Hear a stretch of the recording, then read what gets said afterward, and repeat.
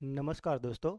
कल के वीडियो में हमने आपको बताया था COP30 का आयोजन कहाँ हुआ है ब्राज़ील में। पर क्या आप जानते हो COP31 2026 का आयोजन कहाँ होने वाला है? और साथ ही बुकर प्राइज़ 2025 का विजेता कौन बना है? और भारत की सबसे उदार परोपकारी महिला कौन बनी है? तो आज हम इस वीडियो में 12 नवंबर 2025 के ऐसे ही मोस्ट IMP 15 टॉपिक्स को डिटेल में कवर करेंगे, वो भी कुछ ही मिनटों में, जो आपकी सारी एग्जामों में बहुत ही ज़्यादा हेल्पफुल रहेंगे। तो पूरा वीडियो बड़े ध्यान से देखना और आखिर में आपका टेस्ट होगा जिसका आंसर आपको कमेंट करना होगा। स्वागत है आपका आपकी अपनी YouTube channel current affairs by MK पर। और अगर अभी तक आपने चैनल को सब्सक्राइब नहीं किया तो जल्दी से कर लीजिए। तो चलिए वीडियो स्टार्ट करते हैं। सबसे पहले पिछले दिन के सारे क्वेश्चन का फटाफट से फ्लैश रिकैप कर लेते हैं। कल का पहला क्वेश्चन था, हाल ही में 15 साल से कम उम्र के बच्चों के लिए सोशल मीडिया बैन करने वाला देश कौन सा है? तो दोस्तों ये देश है डेनमार्क, जिन्होंने 15 साल से कम उम्र के बच्चों के लिए सोशल मीडिया बैन कर दिया है। दोस्तों ऐसा इनिशिएटिव इससे पहले ऑस्ट्रेलिया भी ले चुका है, जहाँ पे 16 साल से कम उम्र के बच्चों के लिए सोशल मीडिया बैन किया हुआ है। हाल ही में बेंगलुरु में 7वें भारतीय विनिर्माण शो का उद्घाटन किसने किया है? तो दोस्तों ये किया था राजनाथ सिंह ने।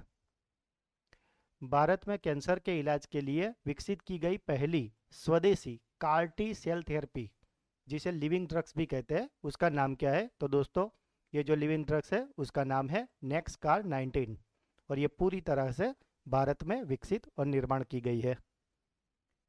हाल ही में आधिकारिक तौर पर कैशलेस देश कौन सा बना है? तो दोस्तों ये कैशलेस देश बन गया है स्वीडन। दरअसल दोस्तों स्वीडन ने एक ऐप लॉन्च किया था जिसका नाम था स्विस ऐप। तो उसके बाद से क्या हुआ कि 90% से ज़्यादा लोग उसी ऐप के माध्यम से डिजिटल भुगतान करते थे और अब आधिकारिक तौर पर कैशलेस देश बन गया है स्वीडन। ISSF विश्व चैंपियनशिप में 25 मीटर राइफल में अनीस बनवाला ने कौन सा पदक जीता है? तो दोस्तों अनीस बनवाला ने जीता है रजत। हाल ही में किसने अंगोला देश की राजकीय यात्रा के दौरान द्विपक्षीय वार्ता की? तो दोस्तों अभी अंगोला की राजकीय यात्रा पर है हमारे राष्ट्रपति द्रौपदी मुर्मू जी। हाल ही में उत्तराखंड का स्थापना दिवस कब मनाया गया? तो दोस्तों जैसे कि 9 नवंबर 2000 को उत्तर प्रदेश से उत्तराखंड अलग हुआ था और नया राज्य बना था। तो 9 नवंबर को हम उत्तराखंड का स्थापना दिन मनाते हैं। पहले इसका नाम उत्तरांचल रखा गया था, लेकिन 2007 से इसका नाम उत्तराखंड कर दिया गया है। चीन का तीसरा और सबसे उन्नत विमान वाहक पोत कौन सा है? तो दोस्तों ये विमान वाहक पोत है फुजियान। मिस यूनिवर्स 2025 में भारत का नेतृत्व किसने किया है? तो ये किया है मनिका विश्वकर्मा ने। रोहतास चौधरी ने 1 घंटे में कितने पुशअप्स करके नया वर्ल्ड रिकॉर्ड बनाया है? तो दोस्तों ये जो दिल्ली के रोहतास चौधरी है, उन्होंने 1 घंटे में 847 यानी कि 847 पुशअप्स करके नया वर्ल्ड रिकॉर्ड बनाया है। और ये उन्होंने सिर्फ पुशअप ही नहीं किए, उन्होंने अपनी पीठ पे 27 किलोग्राम जितना वजन भी ऊपर रखा था। हाल ही में किस बैंक ने 100 लाख करोड़ के कारोबार का आंकड़ा पार किया है?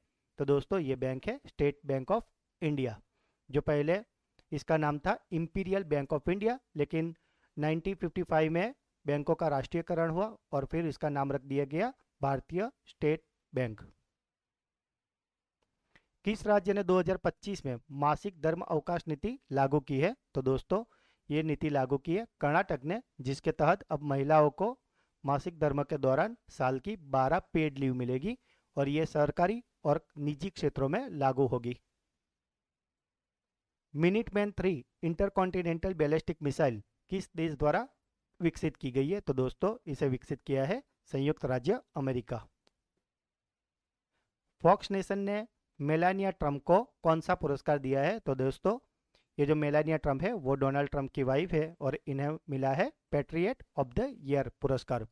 और पिछले साल ये अवार्ड मिला था उनके पति डोनाल्ड ट्रंप को। हाल ही में पैरा तीरंदाज शीतल देवी ने किस टीम में जगह बनाकर इतिहास रचा है? तो दोस्तों ये जो तीरंदाज है शीतल देवी, वो भुजाहीन है और अब उन्होंने भारतीय सक्षम जूनियर तीरंदाजी टीम में जगह हासिल कर ली है।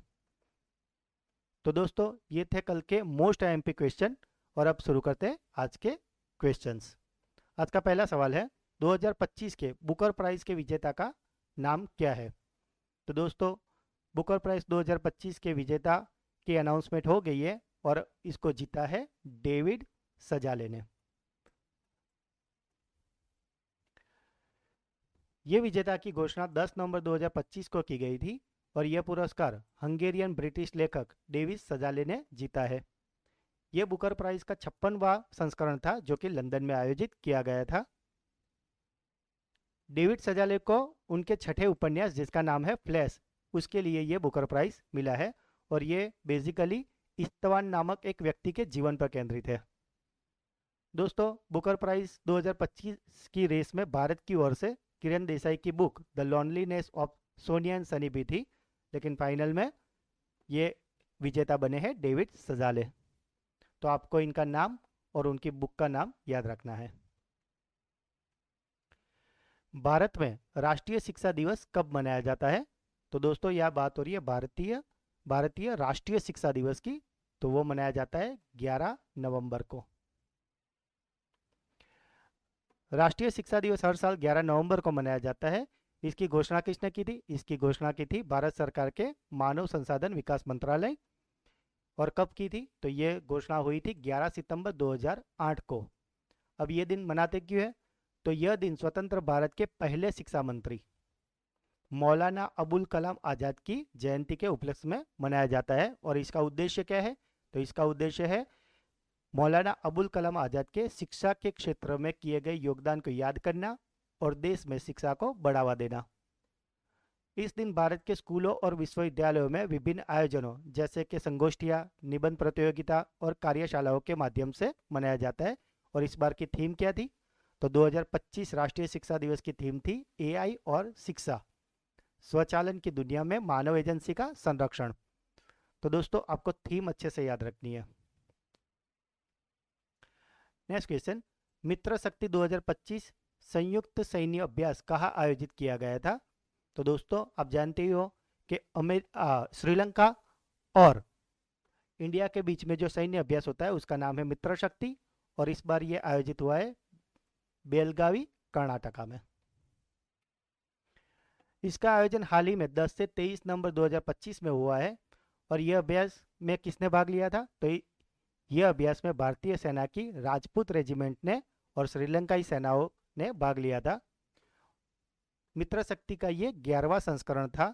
इसका आयोजन बेलगावी कर्नाटक भारत में किया गया है और उद्देश्य है आतंकवाद विरोधी और आपदा प्रबंधन अभियानों में संयुक्त संचालन और तालमेल में सुधार करना।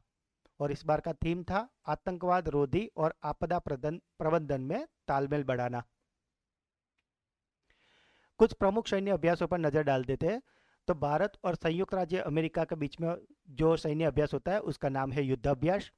भारत और यूएसए, जापान और ऑस्ट्रेलिया के बीच में होता है मालाबार। भारत और रूस के बीच में जो सैन्य अभ्यास होता है उसका नाम है इंद्र। भारत और फ्रांस के बीच में जो सैन्य अभ्यास होता है उसका नाम है वरुण। भारत और थाईलैंड के बीच में जो सैन्य अभ्यास होता है उसका नाम है मैत्री। भारत और जापान के बीच में जो सैन्य अभ्यास होता है उसका नाम है धर्मगार्जियन। भारत और मालदीव के बीच में जो सैन्य अभ्यास होता है उसका नाम है एक्वेरिन। भारत और उज्बेकिस्तान के बीच में होता है दस्तलिक। भारत और मिस्र के बीच में होता है चक्रवात। मिस्र, यूएसए और अन्य कई देश जो बहुराष्ट्रीय सैन्य अभ्यास होता है उसका नाम है ब्राइट स्टार। और रूस और अन्य कई देश जिसमें भाग लेते हैं उस सैन्य अभ्यास का नाम है जापद।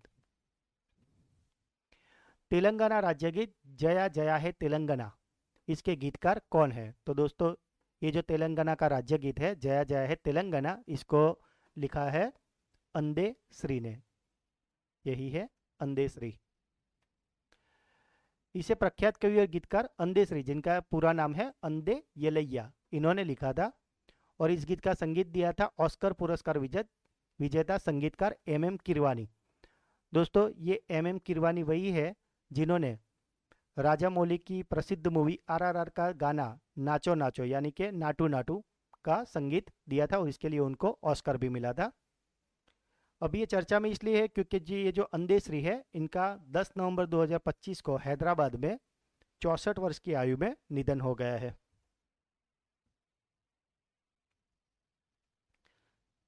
तेलंगाना इंडिया इंटरनेशनल चैलेंज 2025 का महिला एकल खिताब किसने जीता है? तो दोस्तों यह बात हो रही है महिला एकल खिताब की, तो वो जीता है मानसी सिंह ने। यह टूर्नामेंट 4 से 9 नवंबर 2025 तक हैदराबाद के GMC Balayogi sports complex indoor Arena में आयोजित किया गया था और इसमें मानसी सिंह ने किसको हराया था? तो मानसी सिंह ने रक्षिता श्री संतोष रामराज को हराया था। और ऐसा नहीं कि मानसी सिंह ये पहली बार जीती है, ये उनका दूसरा खिताब है। इससे पहले भी उन्होंने मैंगलोर इंडिया इंटरनेशनल चैलेंज में भी जीत हासिल की थी। ये पूरी टूर्नामेंट की अगर बात करें तो ये पूरी टूर्नामेंट में भारतीय खिलाड़ियों का दबदबा रहा है और उन्होंने 5 में से 4 खिताब जीते हैं। अभी बात करें पुरुष एकल खिताब की, तो वो जीता है जिनपॉल सोनना ने और उन्होंने किसको हराया? उन्होंने हराया है मिथुन मंजुनाथ को। पुरुष युगल का खिताब हरिहरन आमसा कारुनान और MR अर्जुन ने जीता है, जबकि मिश्रित युगल का खिताब सात्विक रेड्डी कानपुरम और रेसिका उथई सूर्यन ने जीता है। दोस्तों ये जो मिश्रित है और पुरुष युगल है ये सिर्फ आपकी जानकारी के लिए, पर आपकी परीक्षा के लिए मोस्ट IMP रहेगा महिला एकल खिताब और रहेगा पुरुष एकल खिताब, ये आपको याद रखना है। टाइम आउट के सिटी लाइफ इंडेक्स 2025 के अनुसार एशिया का सबसे खुशहाल शहर कौन सा बना है? तो ये इमेज देख के आप समझ ही गए होंगे, ये है हमारा मुंबई। टॉप 3 की अगर बात करें तो सिटी लाइफ इंडेक्स 2025 में पहले नंबर पर आया मुंबई, दूसरे पे बीजिंग और तीसरे नंबर पर आया है शंघाई चीन। नेक्स्ट क्वेश्चन, प्रवासी भारतीय दिवस 2026 की थीम क्या घोषित हुई है? तो दोस्तों ये जो प्रवासी भारतीय दिवस है वो हर साल मनाया जाता है 9 जनवरी को और 2026 के लिए इसकी थीम है वैश्विक भारतीयों को सशक्त बनाना। इस थीम का उद्देश्य है वैश्विक भारतीयों के कौशल, निवेश और साझेदारी को मजबूत करना है। और दोस्तों इस दिन गांधी जी साउथ अफ्रीका से इंडिया आए थे, इसीलिए ये दिन मनाया जाता है प्रवासी भारतीय दिवस, जो कि मनाया जाता है 9 जनवरी को।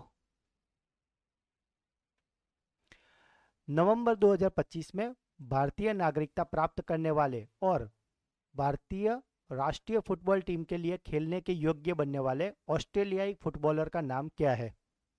तो दोस्तों ये जो ऑस्ट्रेलियाई फुटबॉलर थे उन्होंने अब ऑस्ट्रेलियाई नागरिकता छोड़ के भारतीय नागरिकता ले ली है और अब वे भारत की राष्ट्रीय फुटबॉल टीम का हिस्सा है और ये है रायन विलियम्स।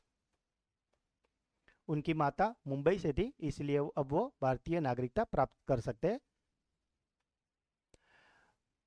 COP 31 2026 का आयोजन किस देश में होगा?